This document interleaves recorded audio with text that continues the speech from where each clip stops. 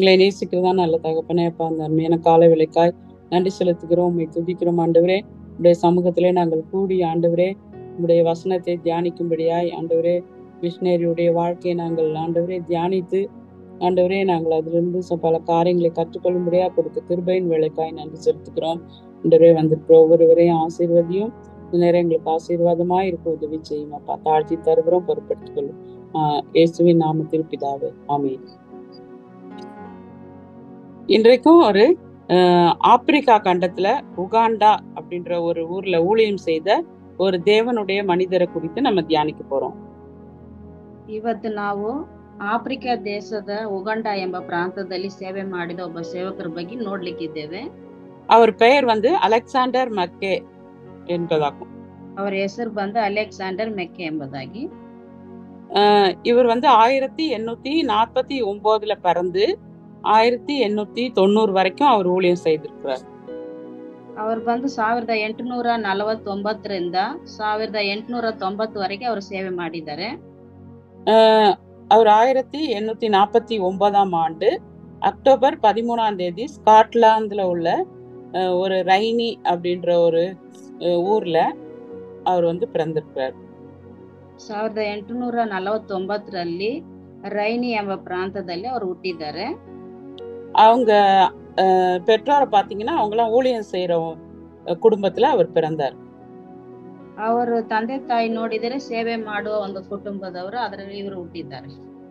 அவர் தன்னுடைய தந்தையின் ஆலோசனைப்படி என்ன பண்ணாரு, வேதாகமத்தின் மீதும் மிஷினரி ஊழியத்தின் மீதும் அவருக்கு ரொம்ப ஆசை இருந்தது. ಅವರ ತಂದೆ ಆಸೆದಂತೆ ಮಿಷನರಿಯಾಗಿ ಮತ್ತು ಸತ್ಯವೇದ ಓದೋದ್ರಲ್ಲಿ ಅವರ ಆಸಕ್ತಿಯಿಂದ ಇದ್ದರು. அப்போ அவர் எடின்பர்க் அப்படின்ற ஒரு ஊரிலும் ஜெர்மனிலும் அவர் இன்ஜினியரிங் படிப்பை படித்திருந்தார். ಅವರು ಏಡಿಂಗ್ ಎಂಬ ಊರಿನಲ್ಲಿ ಅವರು ಇಂಜಿನಿಯರಿಂಗ್ ಓದಿದ್ದಾರೆ. படிக்கும் போதே அவருக்கு ரொம்ப அதாவது மிஷின்லாம் ரொம்ப அதை இயக்கணும், அப்புறம் ரொம்ப அச்சிடுறதுலயும் அவருக்கு ரொம்ப ஒரு திறமை இருந்தது. ಅವರು ಒಂದು ವಿದ್ಯಾಭ್ಯಾಸ ಮಾಡುವಾಗಲೇ ಅವರಿಗೆ ಒಂದು ವೇದಾಗಮವನ್ನು ಮುದ್ರಣೆ ಮಾಡೋದ್ರಲ್ಲಿ ಆಸಕ್ತಿಯುಳ್ಳವರಾಗಿದ್ದರು. அதுல அவர் சிறந்து விளங்கினார் அந்த காரியங்கள்ல. ಆ ಒಂದು ಕೆಲಸದಾಗ ಅವರು ತುಂಬಾ ಆಸಕ್ತಿಯಿಂದ ಮಾಡಿದ್ರು. அதனால அவர் படிப்பை முடித்த பிறகு அந்த படிப்பின் மேல அவருக்கு இருந்த நம்பிக்கையை விட்டுட்டு அதுல நம்ம வேலை செய்யணும், பெரிய ஆள் ஆகணும் அப்படிலாம் அவருக்கு ஆசை இல்லை. ಅವರು ಒಂದು ವಿದ್ಯಾಭ್ಯಾಸ ಮಾಡುವಾಗ ಅದರಲ್ಲಿ ಒಂದು ಕೆಲಸ ಮಾಡಬೇಕು ಎಂಬ ಆಸೆ ಇಲ್ಲ ಅವರಿಗೆ. ஆண்டவருடைய ஊழியத்தை செய்யணும் அப்படின்னு அந்த அழைப்பை அவர் உணர்ந்தார். ದೇವರ ಸೇವೆಯನ್ನು ಮಾಡಬೇಕು ಎಂಬ ಒಂದು ಕರೆಯುವಿಕೆಯನ್ನ ಅವರು ತಿಳ್ಕೊಂಡ್ರು. அந்த நாட்கள்ல ஆப்பிரிக்கால டேவிட் லிவிங்ஸ்டன் அப்படின்னு சொல்லி ஒரு தேவனுடைய ஊழியக்காரர் ஊழியம் செய்துட்டு இருந்தார். ಆ ಕಾಲದಲ್ಲಿ ಡೇವಿಡ್ ಲಿವಿಂಗ್ಸ್ಟನ್ ಎಂಬ ಒಂದು ದೈವ ಸೇವಕರು ಸೇವೆ ಮಾಡ್ತಾ ಇದ್ರು. அப்போ அவர் ஆப்பிரிக்கால இருந்து சொல்றாரு நிறைய பேருக்கு, நீங்களும் உங்களுக்கு விருப்பம் இருந்தா நீங்க கூட ஆப்பிரிக்கால ஊழியம் செய்யலாம், அங்க நிறைய தேவைகள் இருக்கு, அந்த மக்களுக்கு நம்ம சேவை செய்யலாம் அப்படின்னு சொல்லி கூப்பிடுறாரு. ಅವರು ಆಫ್ರಿಕನ್ ಮಕ್ಕಳಿಗೆ ಹೇಳ್ತಾ ಇದ್ದಾರೆ, ನೀವು ಕೂಡ ಅನೇಕ ಮಂದಿ ಆ ಮಕ್ಕಳಿಗೆ ಸೇವೆ ಮಾಡಬಹುದು ಎಂಬುದಾಗಿ ಅವರು ಹೇಳ್ತಾ ಇದ್ರು. அப்படி சொல்லும் போது இவரும் அந்த மிஷினரி சங்கத்துல சேர்றாரு. ಇವರು ಸದಾ ಆ ಒಂದು ಮಿಷನರಿ ಒಂದು ಸೇವೆಯಲ್ಲಿ ಸೇರ್ಕೊಳ್ತಾ ಇದ್ದಾರೆ. அந்த நாட்கள்ல நீங்க பாத்தீங்கன்னா ஆப்பிரிக்கா தேசத்துல ரொம்ப பின்தங்கிய மக்கள் ஒரு தேசமா அது காணப்பட்டது. ಆ ಕಾಲದಲ್ಲಿ ಆಫ್ರಿಕಾ ದೇಶವನ್ನು ನೋಡಿದರೆ ಅದು ತುಂಬಾ ಹಿಂದಕ್ಕೆ ಉಳಿದ ಒಂದು ದೇಶವಾಗಿ ಇತ್ತು. இன்றைக்கு கூட நம்ம பார்த்தோம்னு சொன்னா நம்ம இந்தியாவை விட மோசமான ஒரு தேசம் தான் ஆப்பிரிக்கா தேசம் அப்படின்னு சொல்லி பார்க்கலாம். ಇವಾಗಲೂ ಆ ದೇಶವನ್ನು ನೋಡಿದ್ರೆ ನಮ್ಮ ಭಾರತಕ್ಕಿಂತ ಅದು ಬಹಳ ಹಿಂದುಳಿದ ದೇಶವಾಗಿದೆ. அவ்வளோ ஒரு பின்தங்கிய ஒரு தேசமா அந்த ஆப்பிரிக்கா கண்டம் காணப்படுது. ಆ ಒಂದು ಆಫ್ರಿಕಾ ದೇಶ ಹಿಂದುಳಿದ ಪ್ರದೇಶವಾಗಿ ಕಾಣಲ್ಪಡ್ತಾ ಇದೆ. அங்க நிறைய காட்டு மிருகங்கள், ஆபத்து மிக்க அடர்ந்த காடு இதெல்லாம் இருக்குங்க. ಅಲ್ಲಿ ನೋಡಿದ್ರೆ ತುಂಬಾ ದೊಡ್ಡ ಅರಣ್ಯ ಮತ್ತು ಅನೇಕ ಕ್ರೂರ ಮೃಗಗಳೆಲ್ಲ ಕೂಡ ಇದೆ ಅಲ್ಲಿ. அங்க ஊழியம் செய்யணும்னா ரொம்ப ரொம்ப கஷ்டம். கொஞ்சம் பேர் தான் அங்க போவாங்க. ஏன்னா அவ்வளவு கஷ்டமான ஒரு பகுதி. ಅಲ್ಲಿ ಸೇವೆ ಮಾಡಬೇಕಾದ್ರೆ ತುಂಬಾ ತುಂಬಾ ಕಷ್ಟ. ಕೆಲವರು ಮಾತ್ರ ಅಲ್ಲಿ ಹೋಗಿ ಸೇವೆ ಮಾಡ್ತಾರೆ. அந்த அந்த சூழ்நிலையில தான் 1876ஆம் ஆண்டு தனது 27வது வயதுல இந்த அலெக்சாண்டர் மக்கே ஆப்பிரிக்காவுல உள்ள உகாண்டா அப்படின்ற பகுதிக்கு மிஷனரியா போறாரு. ಅಲ್ಲಿನೇ ಇವರು ಅಲ್ಲಿ 1876 76ರಲ್ಲಿ ಅವರ 20ನೇ ವಯಸ್ಸಿನಲ್ಲಿ ಆ ಉಗಂಡಾ ಪ್ರದೇಶಕ್ಕೆ ಸೇವೆಗೆ ಹೋಗ್ತಾ ಇದ್ದಾರೆ. போற வழியிலேயே ஒரு ஊர்ல தங்கி இருக்கிறாரு. ಅಲ್ಲಿ ಹೋಗೋ ದಾರಿಯಲ್ಲಿ ಒಂದು ಊರಿನಲ್ಲಿ ಅವರು ಉಳ್ಕೊಳ್ತಾ ಇದ್ದಾರೆ. அங்க தங்கி இருக்கும்போது அவருக்கு கடுமையான காய்ச்சல் வந்துருது. ಅಲ್ಲಿ ಇರುವಾಗ ಅವ್ರಿಗೆ ತುಂಬಾ ವಿಪರೀತವಾದ ಒಂದು ಜ್ವರ ಬರ್ತಾ ಇದೆ. ஆனாலும் என்ன பண்றாரு, அதை பொருட்படுத்தாம தென்னாப்பிரிக்காவுக்கு அவர் போறாரு. ಅದನ್ನು ಕೂಡ ಅವರು ಒಂದು ದೊಡ್ಡದಾಗಿ ಅನ್ಸ್ಕೊಂಡ್ಲ. ಆದ್ರೆ ಅವರ ಸೇವೆಗಾಗಿ ಅವರು நீ என்ன சொன்ன? நீ வாங்கி கொடுன்னு சொன்ன. அவனை நான் கொடுக்குறேன்னு சொன்னான். யாரையும் நான் ஆண்டி அக்காலத்துல உகாண்டான்ற ஒரு ஊர் ரொம்ப இருளா இருந்தது. ಆ ಕಾಲದಲ್ಲಿ ಆ ಉಗಾಂಡ ಎಂಬ ಪ್ರದೇಶ ತುಂಬಾ ಕತ್ತಲೆಯಾಗಿತ್ತು. ஆபத்து நிறைந்த ஒரு பகுதியா இருந்தது. அடர்ந்த காடுகள், போனோம்னா ரொம்ப கஷ்டம். ತುಂಬಾ ಒಂದು ಕಾಡಿನ ಪ್ರದೇಶವಾಗಿರೋದ್ರಿಂದ ಅಲ್ಲಿ ಹೋಗ್ಲಿಕ್ಕೆ ತುಂಬಾ ಕಷ್ಟವಾಯ್ತು. ஆனா இந்த அலெக்சாண்டர் மக்கே என்றவர் என்ன செஞ்சாருன்னா, யோசித்து பாருங்க, 230 மைல் அவர் நடந்தே போறாரு அந்த காட்டுக்குள்ள. ಇವರು ಅಲೆಕ್ಸಾಂಡರ್ ಮೆಕ್ಕೆ ಬಂದು ಆ ಒಂದು 230 மைல் 30 ಕಿಲೋಮೀಟರ್ ನಡ್ಕೊಂಡೇ ಹೋಗ್ಬೇಕಾಗಿದೆ. அங்க உள்ள மக்களுக்கு இயேசுவை குறித்து தைரியமா எடுத்து சொல்லி ஊழியம் செஞ்சார். ಅಲ್ಲಿರುವ ಜನರಿಗೆ ಯೇಸು ಕ್ರಿಸ್ತನ ಒಂದು ಪ್ರೀತಿಯನ್ನು ಹೇಳಿ ಧೈರ್ಯವಾಗಿ ಸೇವೆ ಮಾಡಿದ್ರು. மக்களுக்கு கற்றுக் கொடுக்கிறதுக்காக புதிய ஏற்பாட்டுல சில பகுதிகளை அவர் மொழிபெயர்த்திருந்தார். ಆ ಮಕ್ಕಳಿಗೆ ಕಲಿಸಿಕೊಡ್ಲಿಕ್ಕೆ ಹೊಸ ಒಡಂಬಡಿಕೆಯಲ್ಲಿ ಕೆಲವು ವಾಕ್ಯಗಳನ್ನ ಅವರು ಮುದ್ರಣೆ ಮಾಡ್ತಾ ಇದ್ರು.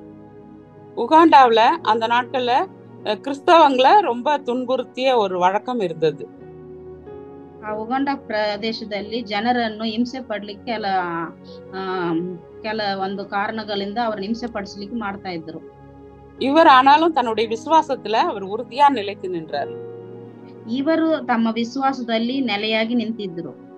14 வருட காலம் இடைவிடாமல் அவர் அயராமல் அவர் ஊழியம் செய்தார் அப்படின்னு சொல்லி பாக்குறோம். 14 ವರ್ಷ ಕಾಲ ಅವರು ಎಡೆಬಿಡದೆ ಸೇವೆ ಮಾಡಿದ್ರು ಎಂಬುದಾಗಿ ನಾವು ನೋಡುತ್ತೇವೆ.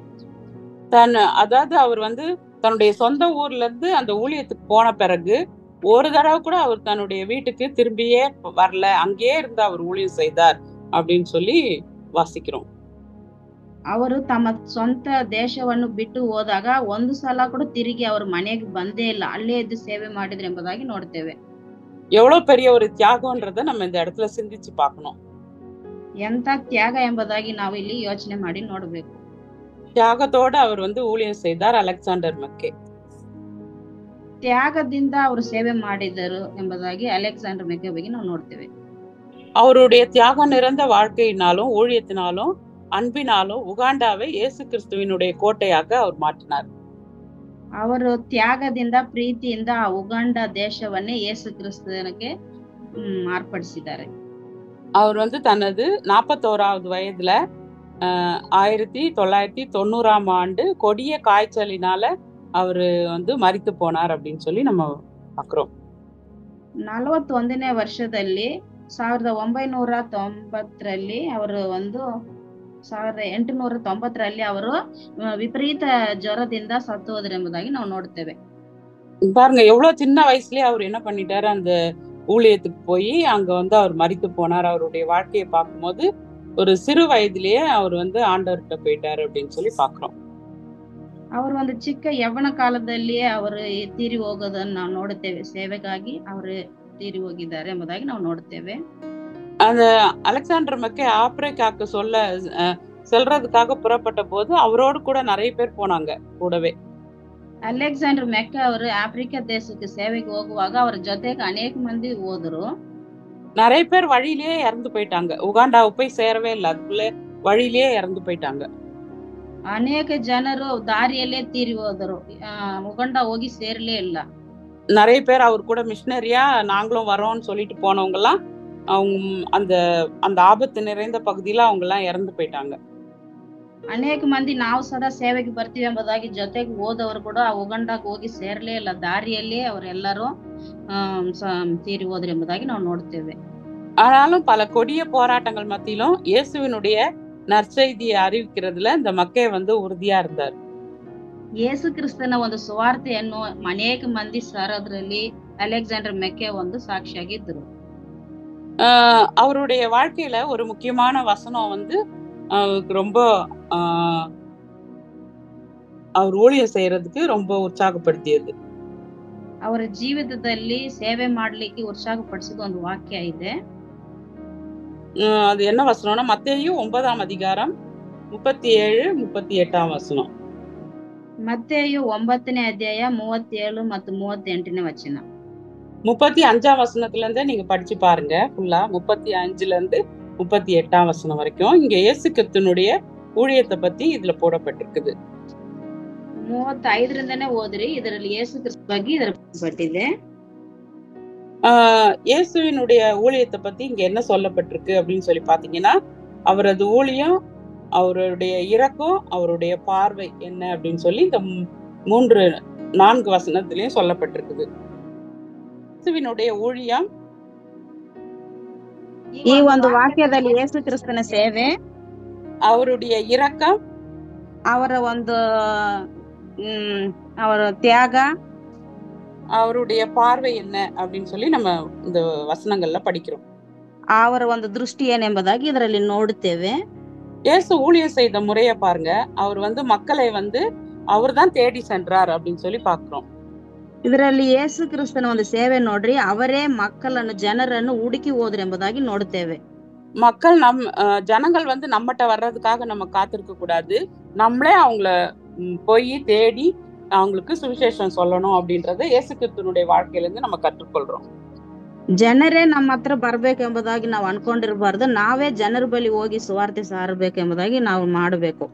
ஏன்னா நீங்க மத்தேயு 28ஆம் அதிகாரம் 19-20 வசனத்துல இயேசு கிறிஸ்து கொடுத்த கட்டளை என்ன அப்படின்னு சொல்லி பாத்தீங்கன்னா, நீங்கள் போய் சகல ஜாதிகளையும் சீஷராக்குங்கள் அப்படின்னு சொல்லி சொல்றாரு. நீங்க போகணும் அப்படின்னு சொல்றாரு. ಇದರಲ್ಲಿ ಯೇಸು ಕ್ರಿಸ್ತನು ಕೊಟ್ಟ ಆಜ್ಞೆ ಎಂಬುದು ಏನಂದ್ರೆ ಮತ್ತೆ 28ನೇ ಅಧ್ಯಾಯದಾಗಿ ನೀವೇ ಲೋಕಕ್ಕೆ ಹೋಗಿ ಸುವಾರ್ತೆ ಸಾರಿರಿ ಎಂಬುದಾಗಿ ಹೇಳಿದ್ದಾರೆ. அதனால இன்னும் யோவான் 20ஆம் அதிகாரம் 21ஆம் வசனத்துல என்ன பாக்குறோம்னா, பிதா என்ன அனுப்பியது போல நானும் உங்களை அனுப்புறேன் அப்படின்னு சொல்லி சொல்றாரு. ಯೋಹಾನ್ 20:21ರಲ್ಲಿ ಏನ್ ಹೇಳ್ತಾರೆ ಅಂದ್ರೆ, ತಂದೆ ನನ್ನನ್ನು ಕಳಿಸಿಕೊಟ್ಟ ಹಾಗೆ ನಾನು ನಿಮ್ಮನ್ನು ಕಳಿಸಿಕೊಡ್ತೇನೆ ಎಂಬುದಾಗಿ ಹೇಳ್ತಾ ಇದ್ದಾರೆ. இயேசு கிறிஸ்து ஊழியம் செய்த இடங்கள்லாம் என்ன அப்படின்னு சொல்லி நம்ம பார்த்தோம்னா, ಯೇಸು ಕ್ರಿಸ್ತನು ಸೇವೆ ಮಾಡಿದ ಸ್ಥಳವೆಲ್ಲ ನಾವು ಏನೆಂಬುದಾಗಿ ನೋಡಿದರೆ, எல்லா நகரங்களுக்கு போனாரு, எல்லா ಪಟ್ಟಣಗಳಿಗೆ ಹೋದ್ರು, அப்புறம் கிராமங்களுக்கு போனாரு, ಗ್ರಾಮಗಳಿಗೆ ಹೋದ್ರು, ஜெபாலயங்கள், ಪ್ರಾರ್ಥನಾ ಮಂದಿರದ ಆಲಯ, அப்புறம் மலைகள்ல, ಆಮೇಲೆ ಬೆಟ್ಟದಾಗ, அப்புறம் கடற்கரையில, ಸಮುದ್ರ ದಡದಾಗ, படகுல, ಹಡಗಲ್ಲಿ, கல்லறைகள் வழியாக, ಸಮಾಧಿಯ ದಾರಿದಾಗ, அப்புறம் வீடுகள்ல எங்கும் சென்று அவர் என்ன செஞ்சார், ஊழியம் செய்தார் அப்படின்னு சொல்லி நம்ம வேதத்துல படிக்கும் போது நமக்கு தெரியும். ಆಮೇಲೆ ಮನೆಯಲ್ಲಿ ಎಲ್ಲಾ ಸ್ಥಳಗಳಿಗೂ ಹೋಗಿ ಅವರು ಸುವಾರ್ತೆ ಸಾರಿದ್ರು ಎಂಬುದಾಗಿ ನಾವು ಸತ್ಯವೇದದಲ್ಲಿ ನೋಡುತ್ತೇವೆ. இயேசு கிறிஸ்து போகாத இடமே இல்ல, எல்லா இடத்துலயும் அவர் கடந்து போய் அவர் ஊழியம் செய்தார். ಯೇಸು ಕ್ರಿಸ್ತನು ಹೋಗದ ಸ್ಥಳವೇ ಇಲ್ಲ, எல்லா ಸ್ಥಳಗಳಿಗೂ ಹೋಗಿ ಅವರು ಸುವಾರ್ತೆಯನ್ನು ಸಾರಿದರು. அப்புறம் இயேசு கிறிஸ்துவனுடைய பணி என்ன, வேலை என்ன அப்படின்னு சொல்லி பாத்தீங்கன்னா, அவர் 3 காரியம் செஞ்சாரு. ஒண்ணு, ஜனங்களுக்கு கற்றுக் கொடுத்தாரு, அவர் பிரசங்கித்தாரு, குணமாக்குனார். ಯೇಸು ಕ್ರಿಸ್ತನು ಮಾಡಿದ ಕೆಲಸ ಏನೆಂದ್ರಾಗಿ ನೋಡಿದರೆ, ಒಂದನೇದು ಅವರು ಪ್ರಾರ್ಥನೆ ಮಾಡಿದ್ರು ಮತ್ತು ಜನಗಳಿಗೆ ಸುವಾರ್ತೆ ಸಾರಿದರು, ಸುಗಮ ಮಾಡಿದ್ದಾರೆ, ಅನೇಕ ಮಂದಿಗೆ ಸುಖವನ್ನು குணப்படுத்திದರು. விசுவாசிகளுக்கு முன்மாதிரியா இருந்து, அதாவது நமக்கெல்லாம் அவர் முன்மாதிரியா இருந்து வழிகாட்டினார். ನಮಗೆಲ್ಲ ಅವ್ರ ಮಾದರಿಯಾಗಿದ್ದು ದಾರಿ ತೋರಿಸಿದ್ರು. அவர் வந்து பிரசங்கித்தார். ரட்சிப்பு மற்றும் மீட்பினுடைய மகிமையான செய்தியை மனிதனுக்கு அவர் கொண்டு வந்தார். ಅವ್ರು ಬಂದು ಪ್ರಸಂಗ ಮಾಡಿ ಮಹಿಮೆಯಾದ ಒಂದು ಪ್ರಸನ್ನತೆಯನ್ನು ನಮಗೆಲ್ಲ ತಗೊಂಡು ಬಂದ್ರು. அப்புறம் என்ன பண்ணாரு, ஓமைகள் மூலமாக, கதையின் மூலமாக என்ன பண்ணாரு, இந்த உலகத்துல நம்ம எப்படி வாழணும், எப்படி நடக்கணும் அப்படின்னு சொல்லி நமக்கு கற்றுக் கொடுத்தார். ಅನೇಕ ಉದಾಹರಣೆ ಕಥೆಗಳ ಮೂಲಕವಾಗಿ ಯಾವ ರೀತಿ ನಾವು ಜೀವಿಸಬೇಕು ಎಂಬುದಾಗಿ ಕೂಡ ದೇವರು ಕಲಿಸಿಕೊಟ್ರು. அப்புறம் அவர் வந்து போய் என்ன பண்ணாரு, எல்லாரையும் குணமாக்குனாரு அப்படின்னு சொல்லி பாக்குறோம். ಅವ್ರು ಹೋಗಿ ಅನೇಕ ಮಂದಿಯನ್ನು ಸ್ವಸ್ಥ ಮಾಡಿದ್ರು ಎಂಬುದಾಗಿ ಕೂಡ ನಾವು ನೋಡುತ್ತೇವೆ. எல்லாருடைய தேவைகளையும் அவர் வந்து பூர்த்தி செய்தாரு. சரீர பிரகாரமான தேவைகள், ஆவிக்குரிய தேவைகள் எல்லாவற்றையும் அவர் வந்து சந்தித்தார் அப்படின்னு சொல்லி பாக்குறோம். ಅವರು ಹೋಗಿ ಎಲ್ಲರಿಗೂ ಆತ್ಮ ರೀತಿಯಾಗಿ ಶರೀರ ರೀತಿಯಾಗಿ ಅನೇಕ ಒಂದು ಅವಶ್ಯವನ್ನು ಅವರು ನೀಡಿದ್ರು ಎಂಬುದಾಗಿ ನಾವು ನೋಡುತ್ತೇವೆ. இதெல்லாம் இயேசு கிறிஸ்து எதுக்காக செய்தார்? ಇದೆಲ್ಲ ಯಾಕೆ ಯೇಸು ಕ್ರಿಸ್ತನು ಮಾಡಿದ್ರು? நம்மளும் செய்யணும்னு நமக்கு கற்றுக் கொடுத்தார். ನಾವು ಸದಾ ಮಾಡ್ಬೇಕೆಂಬುದಾಗಿ ನಮ್ಗೆ ಕಲಿಸ್ಕೊಟ್ರು. அதனால ஒவ்வொரு விசுவாசியும் என்ன செய்யணும், இயேசு கிறிஸ்துனுடைய மாதிரியை பின்பற்றி இதையே நம்ம செய்யணும், இதையே அறிவிக்கணும், இதையே நம்ம கற்றுக் கொடுக்கணும், இயேசு கிறிஸ்துவ போல நம்ம குணப்படுத்தணும். ನಾವು ಸದಾ ಇದೇ ರೀತಿ ಯೇಸು ಕ್ರಿಸ್ತನು ಹಾಗೆ ನಾವು ಅನೇಕ ಮಂದಿ ಗುಣಪಡಿಸಬೇಕು, ಅನೇಕ ಮಂದಿ ಕಲಿಸಬೇಕು, ಅದೇ ರೀತಿ ನಾವು ಕೂಡ ಜೀವಿಸಬೇಕು ಎಂಬುದಾಗಿ ಯೇಸು ಕ್ರಿಸ್ತ ನಮ್ಗೆ ಕಲಿಸ್ಕೊಟ್ಟಾರೆ. ஊழியக்காரங்க மட்டும்தான் ஊழியம் செய்யணும்னு இல்ல, ஒவ்வொரு விசுவாசிக்கும் ஆண்டவர் இப்படிப்பட்டதான ஒரு பாக்கியத்தை கொடுத்திருக்கிறார். ಸೇವಕರು ಮಾತ್ರ ಸೇವೆ ಮಾಡಬೇಕು ಎಂಬುದಾಗಿಲ್ಲ, ಒಬ್ಬೊಬ್ಬ ವಿಶ್ವಾಸಿಗಳು ಸದಾ ಇದು ಸೇವೆ ಮಾಡಬೇಕು ಎಂಬುದೇ ನಮ್ಗೆ ಕಲಿಸ್ಕೊಡ್ತಾ ಇದ್ದಾರೆ. அதனால நம்ம என்ன செய்யணும், இயேசு கிறிஸ்து அததான் நம்ம கிட்ட எதிர்பார்க்கிறாரு. அதை நம்ம ஒவ்வொருத்தரும் செய்யணும்னு ஆசைப்படுறாரு. அதை நம்முடைய வாழ்க்கையில பிடிக்க நம்ம முயற்சி செய்வோம். ಅದೇ ರೀತಿ ನಾವು ಸದಾ ಯೇಸು ಕ್ರಿಸ್ತನ ಹಾಗೆ ನಾವು ಕೂಡ ನಮ್ಮ ಜೀವಿತದಲ್ಲಿ ಅದೆಲ್ಲವನ್ನು ಮಾಡ್ಲಿಕ್ಕೆ ಆಸಕ್ತಿ ಉಳ್ಳವರಾಗಿರ್ಬೇಕು, ಮಾಡಬೇಕು. அப்புறம் இயேசு கிறிஸ்துனுடைய மனதுருக்கத்தை பத்தி 36ஆம் வசனத்துல நம்ம பார்க்கிறோம். ಯೇಸು ಕ್ರಿಸ್ತನ ಒಂದು ಮನ ಒಂದು ಮನಸ್ಸು, ಅದರ ಬಗ್ಗೆ ನಾವು ಮನಸ್ಸು அவர் அது இரக்கம் மனதுருக்கிறாரு. மக்கள் எல்லாம் பார்த்துட்டு அவர் வந்து ரொம்ப கனிகரப்படுறாரு. ಮನುಷ್ಯರನ್ನು ನೋಡಿ ಕನಿಕರ ಪಟ್ಟು ನೋಡೋದ್ರನ್ನು ನಾವು 28ನೇ ವಚನದಾಗ ನೋಡುತ್ತೇವೆ. மனிதர்களுடைய தேவைகள், அவங்களுடைய பசி, அவங்களுடைய வலி, வேதனைகள், துன்பம் இதெல்லாம் குறித்து அவர் வந்து ரொம்ப மனதுருகி ಜನங்களுக்கு ಉದವಿ செய்றார். ಜನರ ಒಂದು ಪರಿಸ್ಥಿತಿಯನ್ನು ನೋಡಿ, ಅವ್ರಿಗಿರುವಂತ ಹಸಿವೆ, ಅವ್ರಿಗಿರುವಂತ ವೇದನೆ, ನೋವು ಎಲ್ಲವನ್ನು ನೋಡಿ ಅವ್ರ ಮನ ಮರುಗಿ ನೋಡೋದನ್ನು, ಅವ್ರಿಗೆ ಸಹಾಯ ಮಾಡೋದನ್ನು ನಾವು ನೋಡುತ್ತೇವೆ. அதாவது நீங்க சுவிசேஷங்கள் படிச்சீங்கன்னா இயேசு கிறிஸ்து எப்படி எல்லாம் அவர் வந்து ஊழியம் செஞ்சிருக்கிறாரு, எப்படி ஜனங்களை வந்து அவர் நேசித்தாரு, எவ்வளவு அன்பா அவங்கள பார்த்து மனதுருகி அவங்களுக்கு உதவி செய்தார் அப்படின்னு சொல்லி நிறைய சம்பவங்களை நம்ம வேதத்துல இந்த சுவிசேஷத்தை படிக்கும் போது நமக்கு தெரியும், படிக்கலாம். ನೀವು ಸುವಾರ್ತೆಯನ್ನು ಓದುವಾಗ ಅದರಲ್ಲಿ ಯೇಸು ಕ್ರಿಸ್ತನು ಯಾವ ರೀತಿ ಜನರ ಹತ್ರ ಇದ್ದು ಸೇವೆ ಮಾಡಿದ್ರು, ಅವ್ರ ಮನ ಮರುಗಿ ಅವ್ರಿಗೆ ಸಹಾಯ ಮಾಡೋದನ್ನು ಎಲ್ಲ ನಾವು ಸುವಾರ್ತೆಗಳಲ್ಲಿ ನಾವು ನೋಡಬಹುದು. அதனால அவர் வந்து இயேசு கிறிஸ்து எல்லாருடைய இருதயத்தையும் அறிந்தவர், எல்லாரையும் அவர் பாக்குறாரு. அதனால அவருக்கு எல்லாம் நம்ம படுற ஒவ்வொரு கஷ்டம், நம்ம படுற ஒவ்வொரு வேதனைகளும் அவருக்கு தெரியும். ಯೇಸು ಕ್ರಿಸ್ತಗೂ ನಮ್ಮ ಒಂದು ಕಷ್ಟ, ನಾವು ಪಡುವ ದುಃಖ, ವೇದನೆ ಎಲ್ಲವನ್ನು ಕೂಡ ಅವ್ರಿಗೆ ಗೊತ್ತಿದೆ. கடைசியா அவருடைய தரிசனம் என்ன அப்படின்னு சொல்லி பாத்தீங்கன்னா, அதான் பாக்குறோம் 37, 38ஆம் வசனத்துல அவர் வந்து சீஷர்களை பார்த்து சொல்றாரு, அறுப்பு மிகுதியா இருக்குது, வேலையாட்களோ கொஞ்சம் பேர் தான் இருக்கிறாங்க அப்படின்னு சொல்லி சொல்றாரு. ಇದರಲ್ಲಿ ನಾವು 37, 38ನೇ ವಚನ ನೋಡಿದರೆ ಯೇಸು ಕ್ರಿಸ್ತನ ಅನ್ನೋದು ಆಳು ಕಡಿಮೆ, ಕೆಲಸ ಕೊಯ್ಯೋದು ಜಾಸ್ತಿ, ಆಳುಗಾರ ಕಡಿಮೆ ಇದಾರೆ ಎಂಬುದಾಗಿ ಅವರು ಹೇಳ್ತಾ ಇದ್ದಾರೆ. நிறைய வேலையாட்களை அனுப்பும்படியா ஜெபம் பண்ணுங்க அப்படின்னு சொல்லி சொல்றாரு. ತುಂಬಾ ಕೆಲಸಗಾರನ ಕಳಿಸಿಕೊಡ್ರಿ ಎಂಬುದಾಗಿ ಪ್ರಾರ್ಥನೆ ಮಾಡ್ರಿ ಎಂಬುದಾಗಿ ಹೇಳ್ತಾ ಇದ್ದಾರೆ. இப்ப நீங்க இந்த இதுல பாத்தீங்கன்னா, இந்த நாட்கள்ல நம்ம பார்த்தோம் அப்படின்னு சொன்னா எங்க பார்த்தாலும் வந்து நிறைய தேவைகள் இருக்குது. ஏன்னா ஆவிக்குரிய தேவைகளும் இருக்குது, சரீர பிரகாரமான தேவைகள் நிறைய பேருக்கு இப்ப எல்லாம் இல்ல. ஆனா ஆவிக்குரிய தேவைகள் நிறைய பேருக்கு இருக்கு. ಈ ಕಾಲದಾಗ ನಾವು ನೋಡ್ಬೇಕಾದ್ರೆ ಅನೇಕ ಬೇಕಾದ ಸೇವೆಗಳು ಇದೆ, ಬೇಕಾದಷ್ಟು ಆಳುಗಾರ ಬೇಕಾಗಿದೆ. ಯಾಕಂದ್ರೆ ಶರೀರ ಪ್ರಕಾರವಾಗಿ ಸಿಗಬಹುದು, ಆತ್ಮಿಕವಾಗಿ ತುಂಬಾ கடிமை ಇದೆ. ஆண்டவருடைய வார்த்தையை கேட்கறதுக்கு நிறைய பேர் ஆர்வமா இருக்காங்க. ದೇವರ ವಾಕ್ಯವನ್ನು ಕೇಳಲಿಕ್ಕೆ ಅನೇಕ ಮಂದಿ ಆಸಕ್ತಿಯಿಂದ ಇದ್ದಾರೆ. பிள்ளைகளுக்கு தேவைப்படுது, வாலிபர்களுக்கு தேவையா இருக்கு, பெண்களுக்கு தேவையா இருக்குது, ஆண்களுக்கு தேவையா இருக்குது. அதனால இந்த தேவையுள்ள இந்த நாட்கள்ல வசனத்தை நம்ம என்ன செய்யணும், எவ்வளவு முடியுமோ, நமக்கு எவ்வளவு ஆண்டவர் ஜீவனை கொடுத்திருக்கிறாரோ அவ்வளவு நாள் வரைக்கும் நம்ம ஆண்டவருக்காக ஓடி ஓடி உழைத்து அவங்களுக்கு இயேசுவினுடைய வார்த்தைகளை நம்ம போதிக்க கடமைப்பட்டிருக்கிறோம். ಅನೇಕ ಮಂದಿ ಮಕ್ಕಳು ಮತ್ತು ಪುರುಷರು, ಸ್ತ್ರೀಯವರು ಎಲ್ಲರಿಗೂ ಅವಶ್ಯವಾಗಿದೆ ದೇವರ ವಾಕ್ಯ. ಅನೇಕ ಮಂದಿಗೆ ದೇವರ ವಾಕ್ಯ ಬೇಕಾಗಿದೆ. ಅದರಿಂದ ನಾವು ಜೀವ ಇರೋವರೆಗೆ ನಾವು ಓಡಿ ಓಡಿ ಸೇವೆ ಮಾಡಬೇಕಾಗಿದೆ.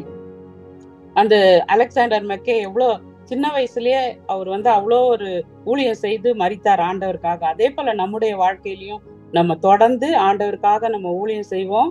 நம்ம ஒவ்வொருத்தரையும் கர்த்தர் நமக்கு தேவையான ஞானத்தை கொடுத்து வழி நடத்துவாராங்க. ಇಲ್ಲಿ ಅಲೆಕ್ಸಾಂಡರ್ ಮೆಕ್ಕೆ ಕೂಡ ತಮ್ಮ ಯವನ ಕಾಲದಲ್ಲಿ ದೇವರ ಸೇವೆಯನ್ನು ಮಾಡಿ ಅವರು ತೀರಿ ಹೋಗಿದ್ದನ್ನು ನೋಡ್ತೇವೆ. ಅದೇ ರೀತಿ ನಾವು ಕೂಡ ದೇವರ ಸೇವೆಯನ್ನು ಮಾಡಬೇಕು. கடைசியா ஒரே ஒரு வசனம் மட்டும் நம்ம வாசித்துட்டு நம்ம ஜெபம் பண்ணலாம். கலாத்தியர் 6ஆம் அதிகாரம் 9ஆம் வசனம். ಗಲಾತಿ 6ನೇ ಅಧ್ಯಾಯ 9ನೇ ವಚನ ಓದಿ ನಾವು ಮುಕ್ತಾಯ ಮಾಡೋಣ.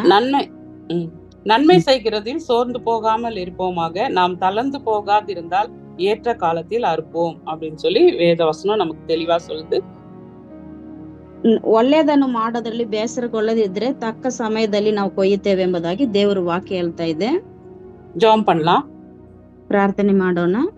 எங்களை நேசிக்கிறதான நல்ல தகப்பனே, அப்ப அந்த அருமையான காலை வேளையிலும் ஆண்டவரே அலெக்சாண்டர் மெக்கே என்பவருடைய வாழ்க்கையை குறித்து நாங்க தியானம் பண்ணோம். ஆண்டவரே, ஒரு சிறு வயதிலே கர்த்தாவே ஆண்டவரே உம்முடைய வார்த்தையை போதிக்க வேண்டும் என்று சொல்லி, உம்முடைய ஊழியத்தை செய்ய வேண்டும், நற்செய்தியை அறிவிக்க வேண்டும் என்று சொல்லி ஆண்டவரே ஆபத்து நிறைந்த அந்த ஆப்பிரிக்காவில் உள்ள உகாண்டா என்ற பகுதிக்கு சென்று ஆண்டவரே உம்முடைய சேவையை செய்து ஆண்டவரே அப்பா சிறு வயதிலே ஆண்டவரே அவர் மரித்து ஆண்டவரே உம்முடைய சமூகத்துல வந்தார் என்று சொல்லி நாங்க இந்த நாட்கள்ல பார்த்தோம், தியானித்தோம். ஆண்டவரே, அதே போல எங்களுடைய வாழ்க்கையிலும் கூட கர்த்தாவே நாங்கள் அதிகமாக ஆண்டவரே எங்களுக்கு கொடுக்கப்பட்டதான இந்த ஜீவனுள்ள நாட்களில கர்த்தாவே உமக்காக ஊழியம் செய்ய ஆண்டவரே இயேசு கிறிஸ்துவை போல நாங்களும் கூட ஆண்டவரே அப்பா ஜனங்களுக்கு பிரசங்கிக்க ஆண்டவரே, உபதேசிக்க, கற்றுக் கொடுக்க ஆண்டவரே அப்பா தேவையில் உள்ள மக்களுக்கு உதவி செய்ய ஆண்டவரே நீர் எங்களுக்கு தேவையான கிருபையும் ஞானத்தையும் பலத்தையும் பரத்திலிருந்து அனுப்பி தரும்படியாய் ஜெபிக்கிறோம். ஆண்டவரே, பலத்தினாலும் அல்ல, பராக்கிரமத்தினாலும் அல்ல, கர்த்தருடைய ஆவியினாலே ஆகும்னு சொல்லி சொன்ன வசனத்தின்படி ஆண்டவரே ஆவியானவர் தாமே எங்கள் ஒவ்வொருவரையும் நீர் பலப்படுத்தும்படியாய் ஜெபிக்கிறோம். ஆண்டவரே, ஊழியத்தின் பாதையிலே நாங்கள் சோர்ந்து போகாமல் இருக்க ஆண்டவரே ஒவ்வொருவருக்கும் தேவையான கிருபையை கர்த்தாவே நீர் உன்னதத்திலிருந்து அனுப்பி தரும்படியாய் ஜெபிக்கிறோம். அப்பா, இந்த வசனத்தை கேட்ட ஒவ்வொருவரையும் ஆண்டவரே அப்பா இன்னும் உற்சாகத்தின் ஆவியினால நிரப்பி ஆண்டவரே அப்பா ஒவ்வொருவரையும் ஆண்டவரே ஒவ்வொரு விசுவாசிகளையும் ஆண்டவரே ஊழியர்களாக நீர் எடுத்து பயன்படுத்தும்படியாய் ஜெபிக்கிறோம். அப்பா, ஆசீர்வதியும் உம்மை போல ஊழியம் செய்ய எங்களுக்கு ஒவ்வொருவருக்கும் அப்படிப்பட்டதான கிருபையை தரும்படியாய் ஜெபிக்கிறோம். இந்த நாள் முழுதும் உடைய பிரசனம் எங்க கூட இருக்கட்டும். ஆசீர்வதியும் எல்லா துதி கன மகிமையா உமக்கே செலுத்துகிறேன். இயேசு கிறிஸ்துவின் நாமத்தில் ஜெபிக்கிறேன் ஜீவனுள்ள நல்ல பிதாவே, ஆமென்.